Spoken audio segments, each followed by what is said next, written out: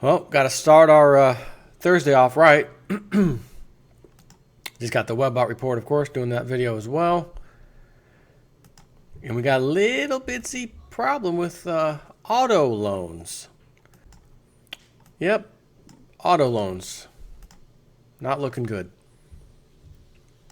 Whole lot of debt-based things that, we owe money on people, and also not looking good. Like the 1.3, or is it 1.4 now, trillion in student loan debt that isn't being paid. That's the total amount, but most of which is not being paid, even kind of, sort of. So here's a tiny bit more fuel to that fire. 6 million Americans have stopped paying their car loans, and it's becoming a significant concern. Well, I wonder why, if healthcare, family of 5, $1,100, $1,200 a month for insurance. Yeah, wonder if that's playing a role in this by chance. Then, let's not also forget I don't know if I should say typical American mindset, but it's definitely out there. A lot of people do this, and that is, I'm going to buy a car. I'm going to buy more car than I need. I want to be a player, a big shot, a baller. And the way I can do it is to flash around my fancy car, because I can get a 7-year loan now. Forget the 3, 4, and 5 year. I can get a 7-year loan. So I'm going to buy more car than I need, which means bigger payment. So I'm going to have a $600 a month car payment. Imagine that, 7 years, $600. And I can't really afford it. And not only that, as you know, the second you drive off that lot, the devaluation that occurs on that vehicle, oh my God.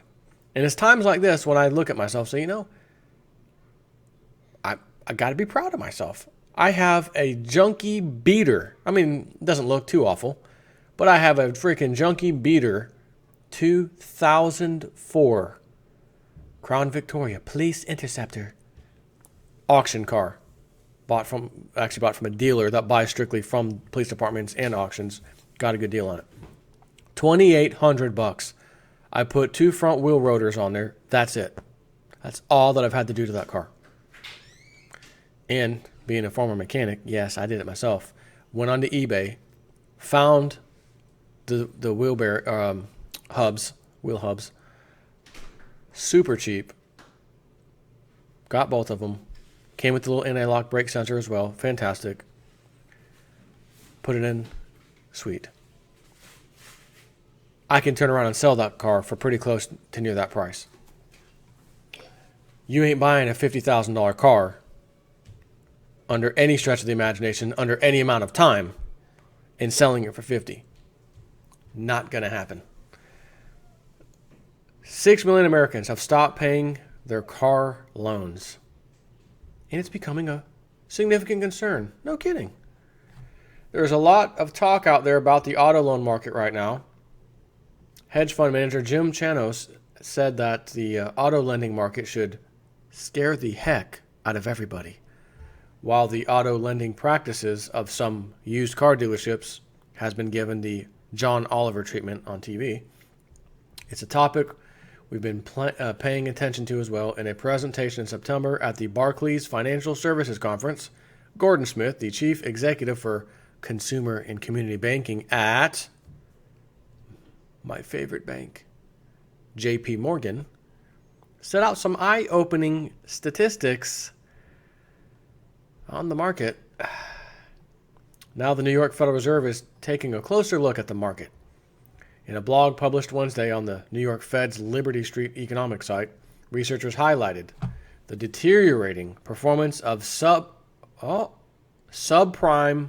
auto loans and set off the alarm. So hold on. Didn't we have subprime mortgage loans, kind of, sort of? I mean, of course, subprime auto loans, subprime everything. The worsening is the delinquency rate of subprime auto loans.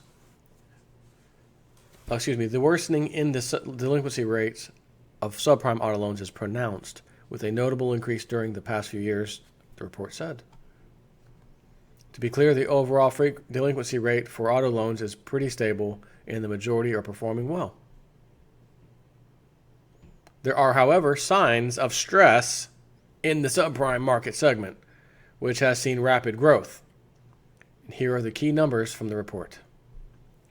Subprime delinquency rate for the trailing 4-quarter period moved to 2% in the third quarter. The only other time it was 2% or more was in the aftermath of the financial crisis. So let's stop and think about that for a second. Well, there's only 3 points. Let's read the 3 points, then I'm going to have a little comment. Subprime auto loans originations hit $31.3 billion in the third quarter, down from $33.6 billion in the second quarter. Bank and credit unions originated $9.5 billion in subprime auto loans in the period, a record high. Outstanding subprime auto loan balances now stand at $280.2 billion, a record high. For perspective, the pre-crisis high was $249.5 billion in the fourth quarter of 2007. In other words, the subprime delinquency rate is creeping up while the subprime market is ballooning in size. The Liberty Street Economics post written by Andrew Howout, Donhu Lee, Joel Scally, and Wilbert van der Klaw said, the data suggests some notable deterioration in the performance of subprime auto loans. This translates into a larger number of households with roughly 6 million individuals at least 90 days late on their auto loan payments. So hold on, because I got to talk about something else real quick. Credit card delinquency rates. Speaking of car loans and mortgages and all that. Of course, this is a little older, August of this year.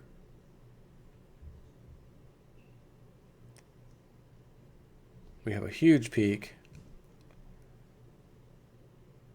That's only quarter 3.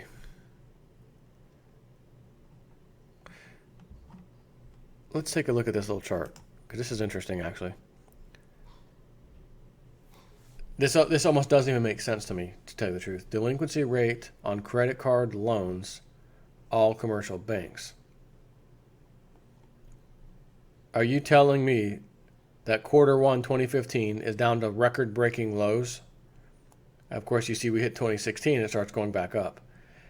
We have the 2008-9 crisis, and then the percentage of delinquency rates absolutely skyrockets.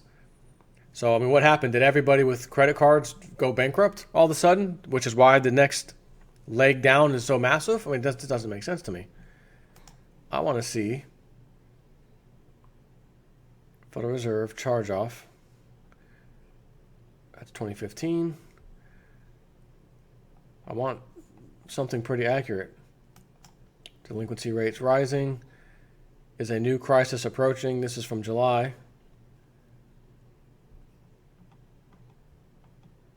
Yeah, it's the same chart they're showing, which they got the older one. So they're back on the rise, but any amount higher than it's at is obviously showing signs that there's a problem. So even if it's 1% going to 2%, we still got a problem. So we have a problem with credit cards, problem with credit cards getting paid, problem with mortgages still, although the big dump of all that happened earlier, years ago. So we have people falling behind their mortgages, people falling behind on their car payments, especially the subprime ones. People falling behind, did I just say credit cards? Credit cards, mortgages, auto loans, and absolutely positively student loans. That pretty much sums up the things we get credit for these days. There's the 4 of them. And they're all having higher delinquency rates. Now, I'm not 100% sure on the mortgages right now because we had a sweeping, failure rate, foreclosure, more likely a foreclosure rate rather than a failure rate. Back in, after 2009, 2010, 2011, I think that was like the peak peak declination from the peak. So, I'm trying to think of how far it went down. Some places saw 50% drop in home value. And then as I've been talking lately, it's back up again, and we've hit peak high again. So we have peak high housing prices, record number of people, subprime auto loans anyways, 90 days or more behind, student loan debt, 1.3 or whatever is trillion, 90 days, or, most of that's 90 days behind. But we still have around 5 point something percent unemployment rate. Are you kidding me? And as I'm saying this, I think of what the Webbot report that I'm about to read, which actually, you're going to see the Webbot report first before you see this video, even though I'm doing this video first. But you're going to see a section in there where it talks about federal, what is it, like the real numbers coming out. In the near future, we're going to see the real numbers, all the crap they papered over, no fake unemployment numbers, fake jobless numbers, fake everything numbers. Webbot is suggesting that we're about to see some real numbers, and it's frightening. Okay, so that's basically the video I have to do next. So, speaking of subprime auto loans,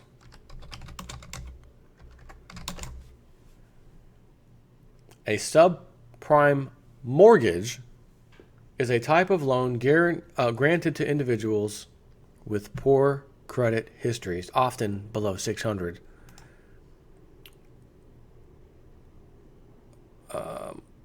Type of auto loan approved for people with substandard credit scores or limited credit histories. There is no official cutoff score for prime versus subprime, but it should be noted that these loans carry higher interest rates than equivalent prime loans. So, once again, everybody's approved. Step right up, get a loan. Be sitting, ladies and gentlemen, be sitting behind the wheel Sunday, 8 a.m. Be sitting behind the wheel. Everybody's approved. No one's in a... Please. Then again, I guess everybody is approved. Do you have a job? Yes. Can you prove it? Yes. Okay, you're approved. At least the auto loans, for the most part, we'll do a little background check. I will say, when we got back from Tennessee, late 2013, we got a van, not the van we have now, an older Dodge Caravan, I think it was an 06. Had really low miles, had like 70,000 miles on it. But I remember going there, looking at it. It was at a dealership, but the price was right. I already did the research. Even though it was at a dealership, the price was right. So, yes, we want the van. We'll take it. My wife got like a 1.9 or something ridiculous. I don't even know if it was that high percent interest rate. It was ridiculously low on a used 2006 car because her credit was so fantastic. And I remember standing there and them asking me my salary, and I told them, and you know she's a stay-at-home mom, though she doesn't work. I'll try, how much do you make? I make X. Okay. Miss Evelyn, just sign right here. She's signing, I make X. They handed it to her. They told her where to sign. They told her what to sign. Have a nice day. They did not, under any circumstances, look up or ask us to provide any proof. However, when you have the subprime type of person, way below, 600 credit score or whatever, they're probably going to have to do a little more due diligence. But at the same time, when you're a company, like a car company, that absolutely relies on getting that next sucker in here, sometimes you got to cut corners because I need sales. I don't care what I have to do. I need the sales. I need to make my commission as a salesman. Next, I don't care. And then next, I don't care becomes next, 3 in a row that have stopped making payments. But the car dealership doesn't really care because the car dealership financed it through some third party anyways. So the third party's on the hook. The car dealership got their money. They don't care. And you signed, I make this amount of money. You signed off. You signed that, right? So they're off the hook. However, the person on the hook, financial industry, is going to be in trouble. So how many more things? I mean, what's left? What other type of credit is out there? We covered car loans, auto loans. How does this car? Auto loans, mortgages, credit cards, and of course, student loan debt. Like, what is out there? Well, you could go to Lowe's or Home Depot and buy a brand new washer and dryer, put that on credit, Lowe's card or something. Okay. But that's still a credit card, isn't it? Well, yeah, kind of. Okay. So it's back in the credit card thing. Every major piece of credit we have that we can look at, and like, again, mortgages, auto loans, credit cards, those are the three. Forget everything else. Cars, mortgages, housing, credit cards. And believe me, I understand student loan debt's insane too, but I don't even have to add that. All of these are screaming, there's a problem. Turn on TV. Markets rally today. Federal Reserve came out and said the second quarter to the third quarter was a little up higher than they thought.